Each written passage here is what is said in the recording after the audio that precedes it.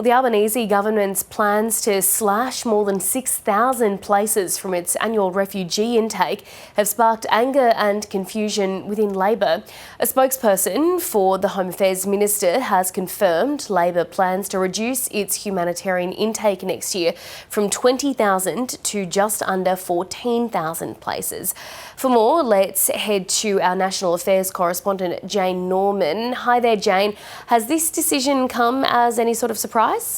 It's come as a huge surprise to most within Labor and also the refugee advocacy space, because right now the refugee intake is capped at 20,000 places a year, and that was actually imposed back in 2023. Under the Albanese government by then Immigration Minister Andrew Giles. But we're now learning, according to reports in the Australian Financial Review, that the Home Affairs Minister, Tony Burke, intends to reduce that intake back to the kind of baseline level of 13,750 refugee places from next financial year.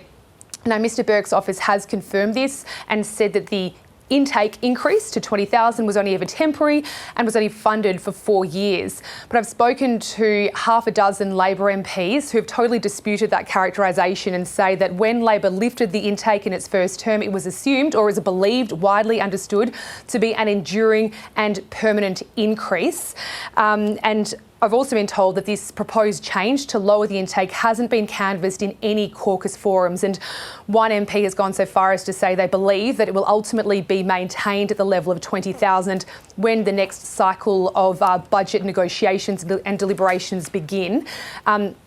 Part of the confusion, or adding to the confusion really, about this decision we're hearing about today is the fact that only last month the ALP National Conference unanimously passed a resolution committing Labor to maintaining the refugee intake at 20,000 places a year, with an aspiration to eventually get to 27,000 places.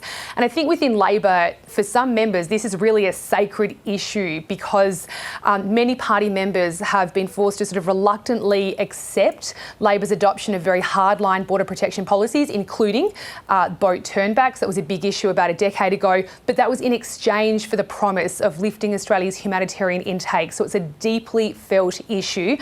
And that's why we will, I expect, see some pushback to it. Now, speaking today at the Daily Telly's Bush Summit in Dubbo, the Prime Minister was asked about this report, and he said, "Don't believe everything you read in the Fin." So he hasn't ruled it in, he hasn't ruled it out, but that does suggest perhaps that the government hasn't yet finalised its policy in this area, despite the fact that Tony Burke's office today was confirming that there are plans to reduce the intake from next financial year. Yeah, Jane, this all is coming in the midst of a pretty heated debate over migration. When are we expecting Labor to outline its plans?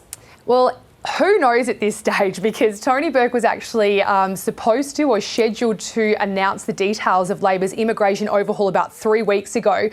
But that speech at the National Press Club was abruptly cancelled. We know behind the scenes there was some concerns within Labor from, the measures being too strong to the measures being not strong enough to actually meet Labor's objective of reducing net overseas migration from the current 300,000 down to 225,000. So the latest estimate we have is that the Minister will outline the changes in September. And what we know is the government is looking to clamp down on temporary visas.